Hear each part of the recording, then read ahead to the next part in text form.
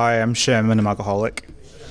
And I have been sober since March 15th of 2016. I actually had my last drink on March 13th of 2016. I only really found that out or really clarified the date of my sobriety because I actually had to read the police report for something else. And I realized, oh wait, I'm probably actually sober a day longer. But I'm going to go ahead and go with March 15th because I was not sober on March 14th. Even though I was very much not drinking and very much in a jail cell, I was not sober. So let's go with March 15th.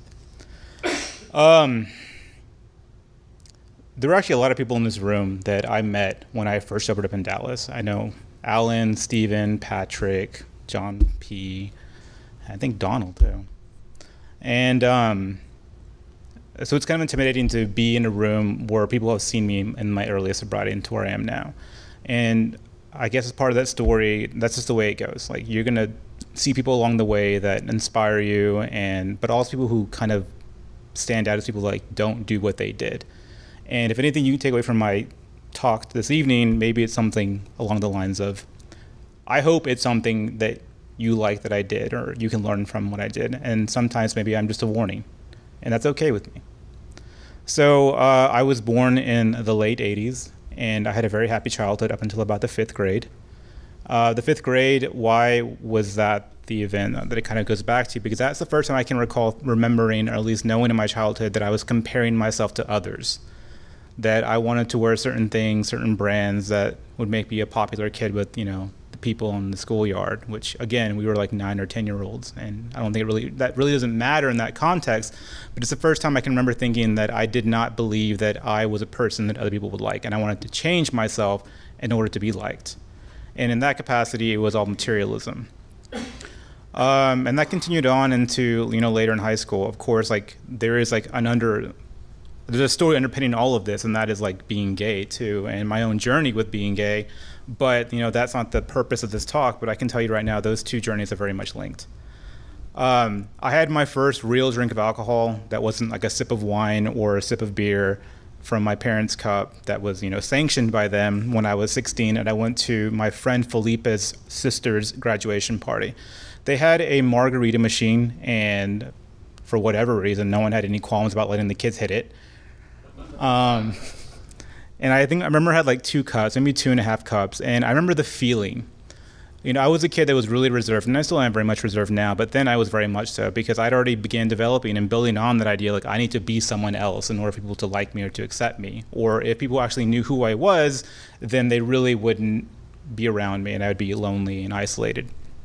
So I was very much introspective. I had a very, I wouldn't even say rich. It was just it was an internal dialogue that kind of kept me inside and kind of prevented who I was from being something that I could, share with other people. But having that alcohol for the first time and getting buzzed for the very first time, I didn't acknowledge it then, but what it was it was such a relief that I could kind of cut loose for the first time and be who I was without any fear of judgment, because that's what alcohol did for me. It gave me the ability to not be shackled with my own thoughts and what I perceived the world to think of me.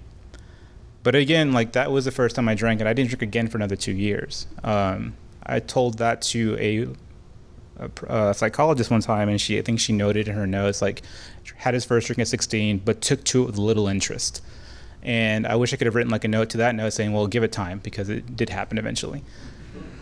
So yeah, the second time I actually got drunk was on graduation night from high school. I actually managed to not drink at all for the most part in high school. I even went to a party after prom in my senior year, finally getting, that glimmer of popularity that I always sought. And someone even handed me, when I went to this after party, they handed me a Bud Light. I remember very distinctively, his name was Leon, and he was there, and he handed me a Bud Light. And I actually said, no thank you, I'm not drinking.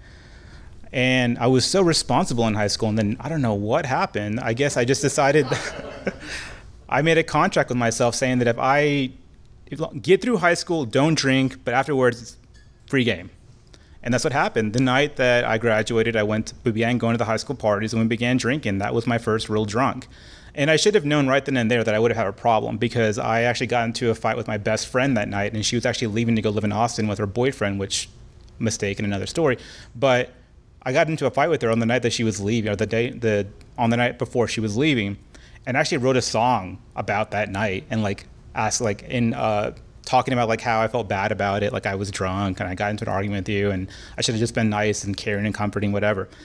And I should have known right then and there that, you know, that would be actually a pattern of my life. But of course, you know, I was 18 years old. I had no conception of what alcoholism really was, other than, you know, maybe what we all think as the character of an alcoholic. So I went off to college without any self-awareness that I might have a burgeoning problem. And college was college. I drank a lot. I had an excuse to drink because that's what you did in college. But I can also tell you, like, this early phase of my drinking was not necessarily bad or troublesome. I got into maybe a fight with my friend Susanna that one time, but that was kind of it. Like, I didn't have any problems with the law yet. I didn't crash any cars yet. I didn't cheat on boyfriends yet. So none of that stuff actually happened in that early phase. Like, I was still chasing like the good time that it gave me. Now later on, I reflect now, later on, I kept wanting to recreate that effect, to recreate that early fun that I had with alcohol later on in my drinking, and was not able to do so. Now that being said, like, it did progress. Like, I got to a point where I was blacking out frequently because I was drinking too much. And I would feel embarrassed about it, like have to like recreate memories from people talking so I can pretend like I wasn't blacked out. Like, oh yeah, you remember that one thing. I'd like hold on to like memories or details to try to like convince other people that I did not have a problem, or that I wasn't in fact blacked out, which was the problem. But that early drinking didn't have a lot of consequences that went along with it, until, of course, you know, I graduated. And then I went back home because it was 2008, the economy had just crashed, and I was having trouble finding a job after college, and I decided, you know, maybe I'll join the military. And I was still brainstorming this idea. I hadn't made a decision that I'm gonna do this. But one night I was working at the restaurant I'd been working at through college, and we went out drinking after work, and we were at McDonald's at 3 a.m. We sit down, and some guy comes to sit down or asks us, "Can I sit down with y'all?" And we said, "Yeah, sure, whatever." It turns out he's an Army recruiter. And so at 3 a.m., drunk, the recruiter's drunk, I begin my journey into the United States Army. And that's kind of how it went. You know, I actually joined the United States Army in 2008. I shipped off to basic training the following spring, and then came home.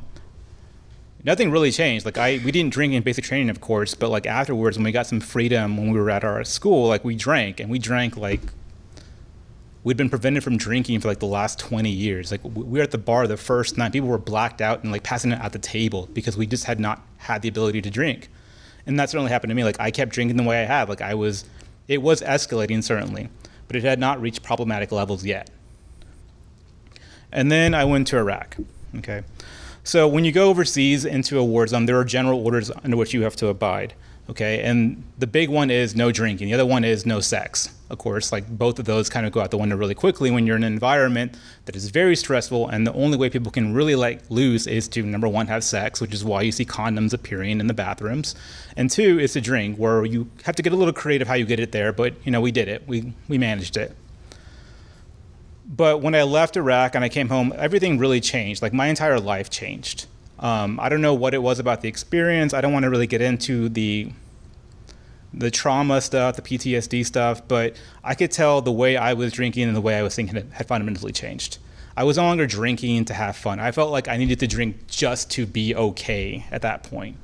Like, I had to create or manifest events to drink just to feel like, just to leave this existence that I just hated at that point. And this is where the problems began to start. This is where the cards got dinged up. This is where the relationships got bad. And then I did that for about a year and a half after I got back, and I managed to like stay out of trouble. But then I popped my cherry on January 1st, 2013 with my first DWI. And in order to, like, I was still in the military at this point. So it's a significant issue to be arrested by civilian law enforcement and still be in the military, because, you know, they frown upon that. Like, I think most employers might. But so after I was released on bond, of course, and I went back to work like the following Monday, and one of my coworkers said, "Hey, like, listen, like, you need to start mitigating this like right now. So you need to go to the Army's substance abuse program, which is like their rehab, outpatient, mind you. and get involved there and go through that course so that you can tell them like you're on your way to mitigate, like you're on your way to recovery, you're trying to improve the situation. So I did that, and that was my first time really, I guess, considering the fact that maybe I might have a problem. My problem wasn't alcohol, my problem was the fucking law. Like if I just had not drunk or driven that night, I wouldn't be in jail. And that's how alcoholics think, right? Like if I had taken the surface roads and not the highway, I probably wouldn't have been arrested. Because it wasn't about me yet. Like it was always an external problem that I was willing to point at instead of like looking at myself and saying, maybe you are the problem. That came much later, unfortunately. Not much, but it felt like much later.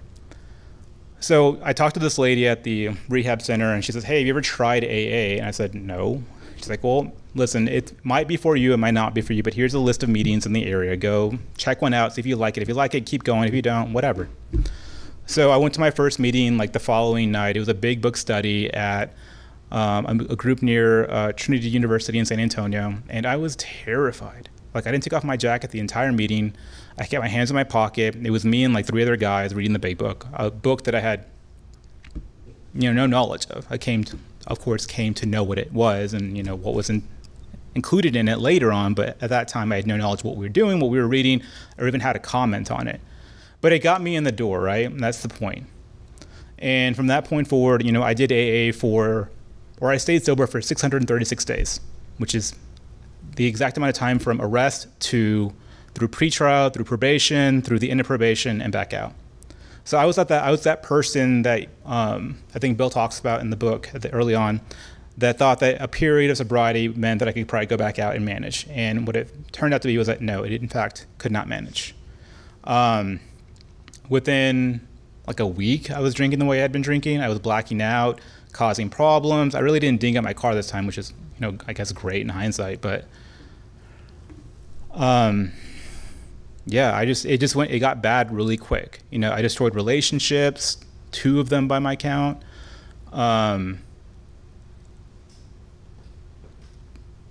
Nothing had changed. I thought that a period of sobriety or a period of understanding maybe you shouldn't drink and drive, maybe you shouldn't drink so much, maybe you should only drink on this day. All those little controlling factors you think you can apply to your drinking and somehow figure out that it might work. None of that stuff worked. None of it worked. And then in fall of 2015, I came to Dallas to attend law school.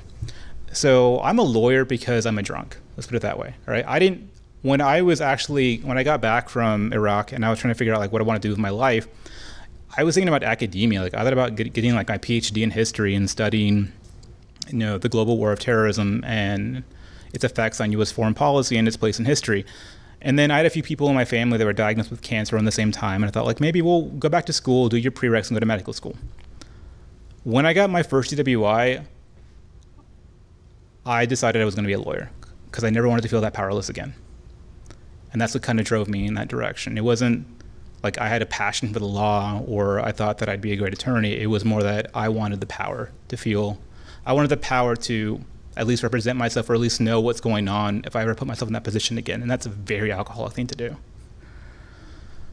And I was even so full of myself at that time that because I was arrested in San Antonio, I decided I wanted to be the DA of San Antonio.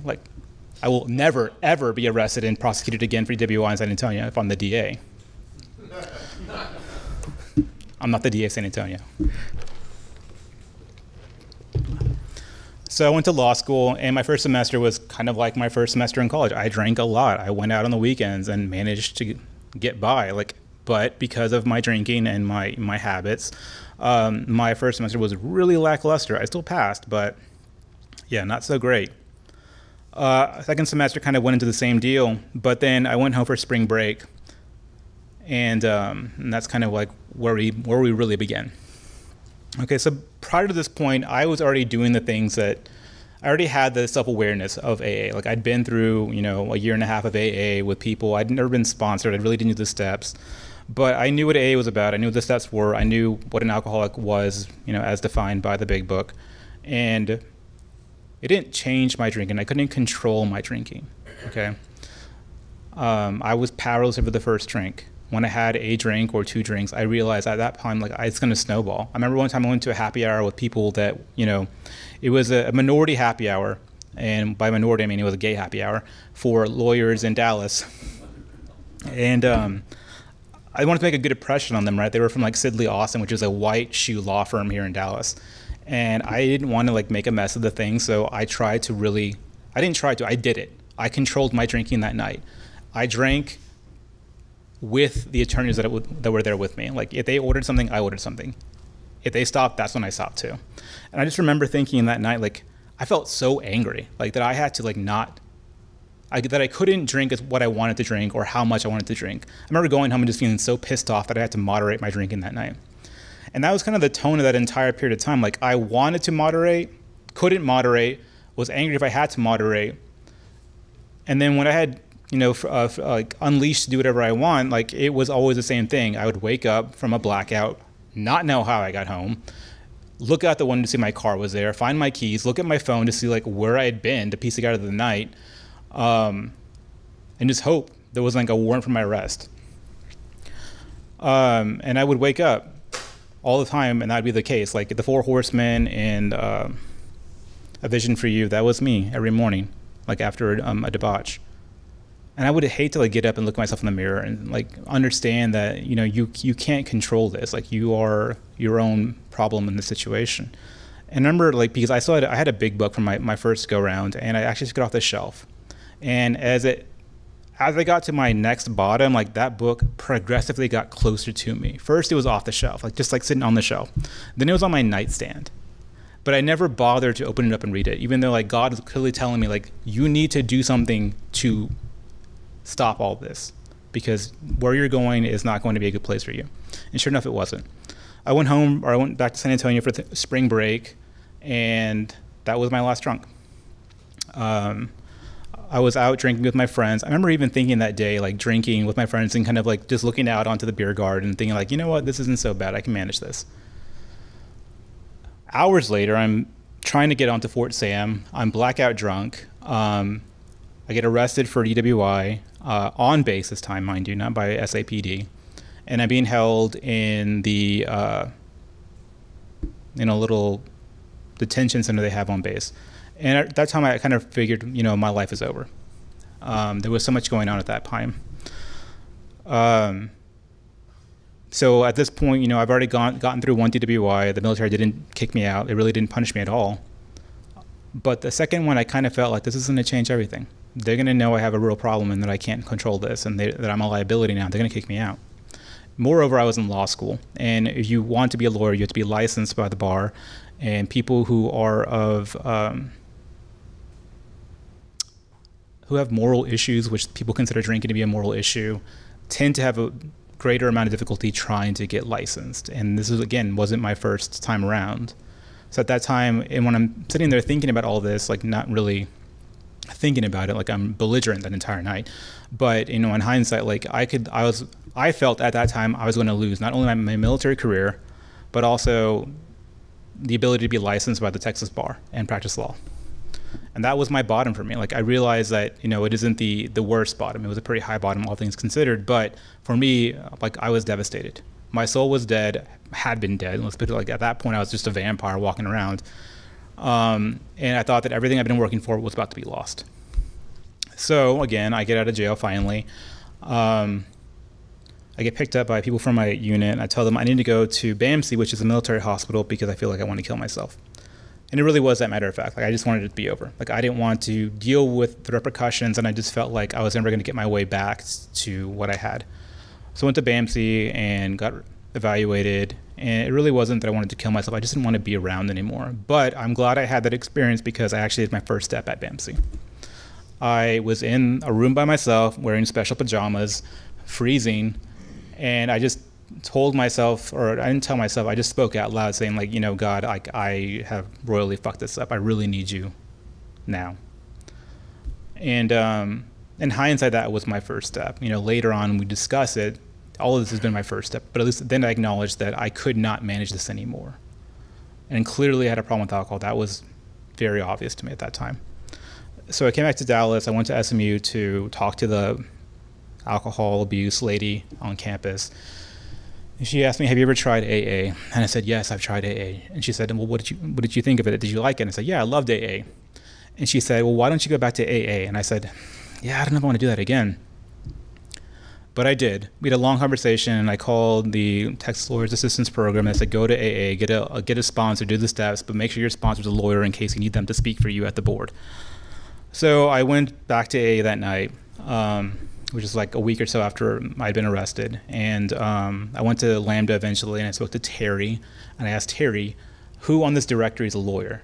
And he pointed out 3 names, and I Googled all of them, and only Jay Bishop had a website. So because Jay Bishop had a website, Jay Bishop became my sponsor. And I did my steps with Jay. I met Jay at the Starbucks at, I think, Lemon and Inwood, and we began the work. He told me to go home, read the doctor's opinion and Bill's story, and tell me, and write a little essay on the front, talk about, how are you powerless over alcohol, and the back, how is your life unmanageable? So I took off and I went running with it. And when I say that, okay, let's be honest, guys. Like, I didn't take off and run with it. All right, my essay on like how I'm powerless over alcohol was all about the neurological effects of alcohol in the body. Now I have like no power to control what my brain does when alcohol is introduced to my system. It wasn't about like the spiritual condition or the allergy or the disease of alcoholism. It was all about how alcohol affected my brain. How my life was unmanageable seemed perfectly clear to me. I remember reading that. I was very wordy at that time, and Jay commented on that when he read my essay. And then we began talking about God in step 2, and he asked me what my conception about God was, and I told him I was pretty agnostic, and he said, well, what does that mean? And I said, it just means that, yeah, I think there's a higher power. I just, don't know how it manifests in our lives. And we talked about that for a while. And at that time, I'd been going to agnostic and atheist meetings because, I had a God problem too. It wasn't just that I had an alcohol problem. At that time, I blamed God for this going on in my life. I even wrote a little deal later on that, I felt that I walked away from God because all these bad things were happening in my life, and I blamed him for them. Because if you're all powerful and you love me, why would you do this to me? But that's just not the way. That's not the way it works for me now, especially.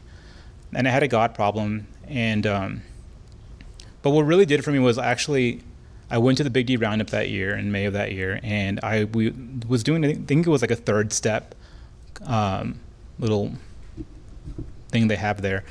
And someone said on the front of the page, right, actually I have it right here. On the front page, or bend the piece of paper over, and on this side, write what you want to say to God. On this side, write God responds to you. So my side is very wordy. God's side is one line. But when I did that, I had a spiritual experience there. Like, I wrote about how I felt that I had lost, I fell out of grace with him, but how I still needed him, and I hoped he would be back in my life. And the response I got back, like it just killed me in that moment. I felt such a rush of emotion that I really felt that I had really channeled my higher power in that moment. And what he wrote back to me was, "Dear Shem, all right, breathe. I love you. I've always loved you. I've got this." And that was enough for me to get right back into, not right back into, it got me into a good spiritual condition. It got me to my higher power in that moment. And we talked about the 3rd step, and my will and my life are to the care of God as I understand him. And a lot of what I know about the 3rd step came from John P.'s meetings at Lambda back in the day when he did a 3rd step meeting on Wednesdays. And that really got me thinking about the 3rd step. And, I said the prayer. I don't know if I meant it, and sometimes I don't know if I always mean it, but I keep saying it because I know that my life is infinitely better when I give over my will and my life, the care of my higher power. Because when I want to wrest all that back from myself, my life is qualitatively worse. When I want to be in control of the situations around me, nothing goes right. But it takes a lot of pain for me to get to a point where I will give it back over to God. But that's always going to be something that I have to work on. The only step you have to do perfectly is the 1st step. So it came to believe and made it offer my life to God. Those are things I'm going to have to do forever, or as long as I want to stay sober. So when I got to the 4th step, Jay told me to do the first 3 columns, and I'm going to just call him Jay. He's my sponsor, so if I say Jay, he's my sponsor. Jay told me to do the first 3 columns, and I knocked it out in a night. It was amazing because I did it in Microsoft Word. And then I went to a meeting the following day, and someone told me, hey, how's your 4-step coming? And I said, I knocked it out in a night. Like, how did you do that? And I said, I made a table in MS Word, and I put all the names down, and then the second column, the third column, like, you probably should write that down. You know that, right? So I went back to the table, and I opened up this book. This is my 4-step. Not all of it, of course. Come on, guys. But a lot of this is my 4-step. Not only my 4-step, but also my fear inventory, my sex inventory. And I did all that, and it took me forever. It took me like an entire summer to finish my 4-step. And then we were still doing like column 4 and figuring out like what my role is and all these things. And then the fear inventory and the sex inventory. And I was just dragging my feet. And I was dragging my feet, and I realized that a lot of my 4-step would wind up on my A-step list. So I was actually trying to censor myself, like trying to make sure that I didn't have to make apologies to people that I didn't want to see again. But at some point, like, Jay had it. Like, Jay was like, all right, you're coming over this day, you're doing your 5th step. And that's what happened. In December of 2016, I went over to Jay's house. We got down on our knees. We said the 3rd step prayer, and then we commenced the 5th step. And it took like half a day. It was super emotional for me because Jay was like breaking down a lot of this for me in the ways that I never saw it, like why I resented people and what was behind it. And it uncovered a lot. And I'm genuinely glad I did it, but I didn't have that experience that people talk about where they felt like, oh my God, what a sense of relief. I've admitted everything to somebody else. Like, I felt like I just told Jay everything that I've kept in the closet, and now he can use all this against me. That was my mentality. I didn't feel any relief from it. I didn't get any relief from this kind of stuff until probably like step 9, when I began actually making amends. So after we did that, Jay told me to go home, sit quietly for an hour, and then call him when the hour was up. So I went home, lit some incense, because I thought that's what you did. Like, to be spiritual, you lit incense. And then after an hour, I called Jay, and he asked me how I felt, and I told him, like, I feel okay. And then we did the 7-step prayer. We read the book, took the book off the shelf, of course, read that piece in the book, and then we did the 7-step prayer, and then we were on to step 8. And then step 8 was like as cumbersome for me as step 4 was. Like, I wanted to drag my feet on doing step 8, but we did it. It just took us months to do. I remember my first amends didn't come till like 6 months later, and it wasn't even because like Jay had sanctioned me to go off and make amends. Like, we were still working on how we would make amends when an ex-boyfriend called me and said, hey, I forgive you, let's start talking again. And I realized in there, like, this is not going to be on my time anymore. Like, people are going to come back into my life, and if I owe them amends, I need to make it then and there. It's not about like at what point in my life or what point in the steps I'm in that I'm comfortable doing it. It's about when God says, now's your time, get it done.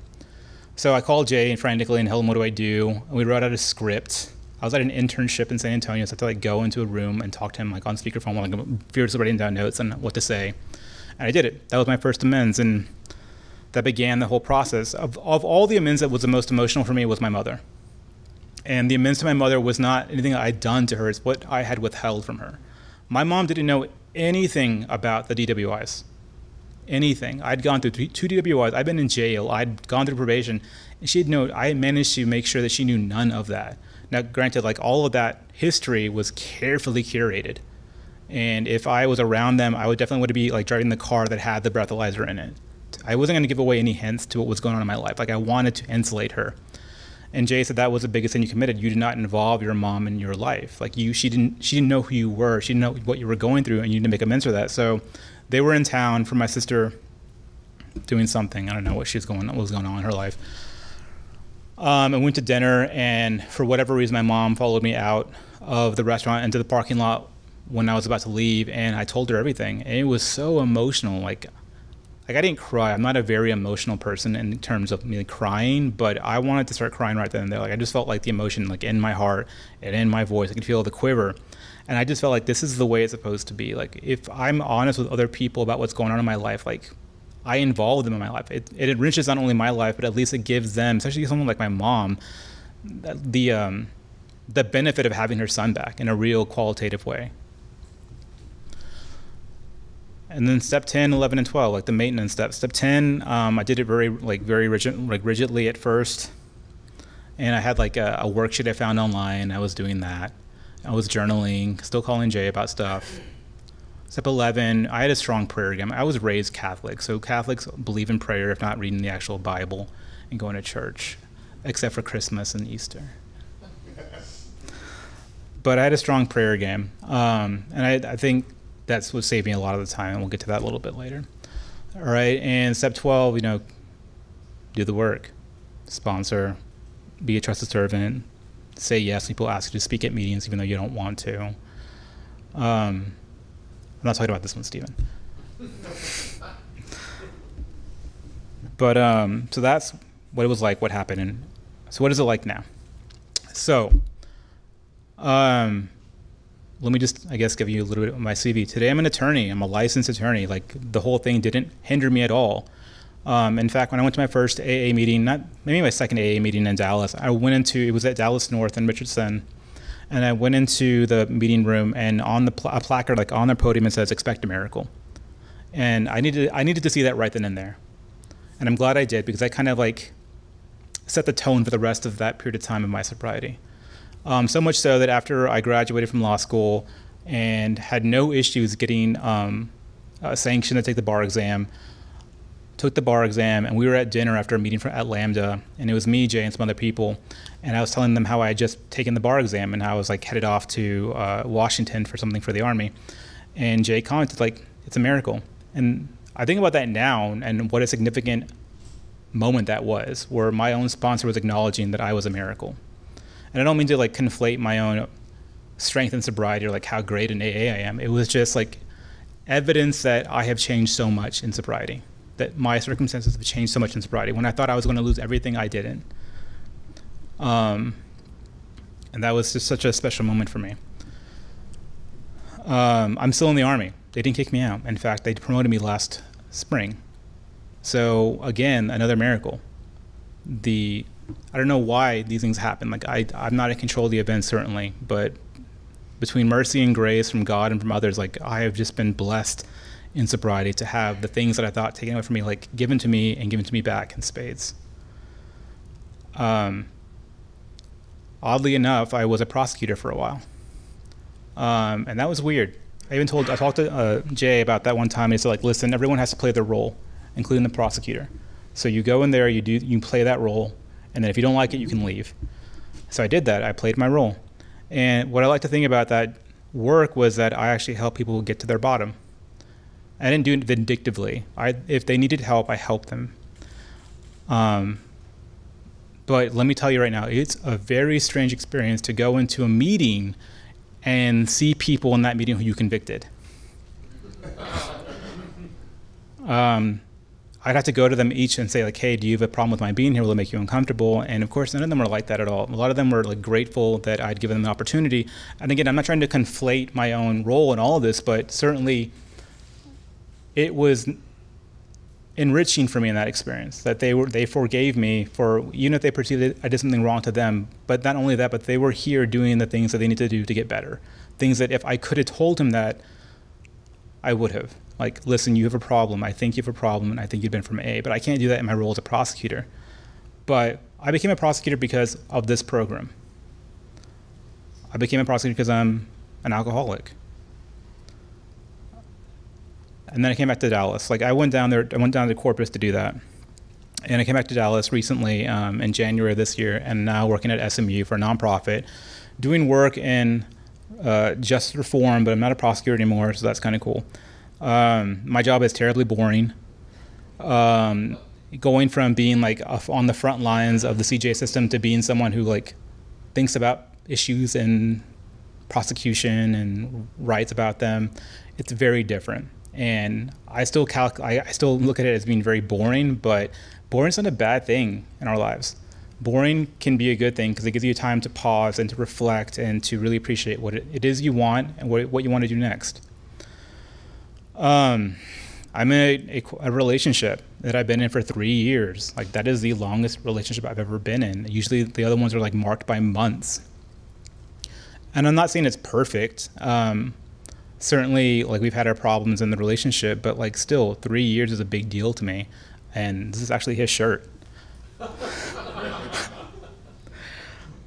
But that's just I don't think about my life in terms of like the highlights that you do in a story. When you come up and tell a story about your experience in AA, like But when I think about it now, like, I'm just kind of awed, like, how far I've come in the program. And it's not because I did anything special. It's because I just took advice and suggestions from y'all. But again, like, I've been sober for 6 years now, and I'm not saying it's all been perfect, because like when the pandemic kicked off, I was doing really well going to Zoom meetings, but at some point I just kind of dropped off and I went dry.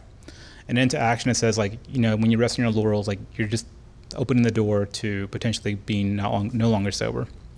And I talked to my former sponsor, not Jay, but the one I had from Corpus, before this meeting, and he said, like, listen, ask yourself right now, like, is your sobriety better today than it was a year ago? And if it's not, then you're going in the wrong direction. And I went dry for a while, and it was, I wouldn't say it was scary, but my life didn't get any better. And in fact, I kind of fell back into that, like, you know, you live life and then you die. And that's kind of the mentality I had. And right now I'm really trying to rectify that, because I know that now emotional sobriety is a real thing. Like, emotional sobriety was, like, always considered to me to be the advanced course of AA. Like, Jay told me one time, don't go to that workshop. That's not for you just yet. But now it is. Now I have to really work on my emotional sobriety and doing the things I need to do to stay sober, not only emotionally, but also from any kind of chemical, because I realize that if I am not in this program, if I'm not in the middle, if I'm not going to meetings, if I'm not talking to another alcoholic, doing that 12-step work, I'm just edging closer and closer to that drink. And I know that once I do that, you know, all the chips are on the table again, because if anything has been revealed to me, it's that each time I go back out, it gets worse, and I just leverage more stuff and going back out. And I really don't want that. I enjoy the life I have today, for the most part. Not everything's perfect, but I'm pretty content. And that's saying something, that I have the maturity to say I'm content. Further, like, I know what's in my hula hoop and what is that not. I know that I don't need to involve myself in everyone's business. I don't need to feel that I can be their savior and that I can correct everything that's going on in their life. I can pause when agitated. I can reach out when I need help. And these are things I didn't like to do before. Before, I was very self-reliant, and it really just led to me being off beam a lot. But so today, like, I'm trying to improve. You know, I'm glad the program is progress, not perfection, and, you know, we are not saints, because I've had periods of, like, you know, great progress followed by stagnant periods. But I was at a meeting the other night, a traditional group, and Tom H was there, and he said that you don't have to go back out to begin again. You just have to decide to begin again. And that's what I'm trying to do today. I'm trying to begin again. I'm trying to do all the things I need to do to stay sober, because my life is so much better when I'm right here in the middle with y'all in this program.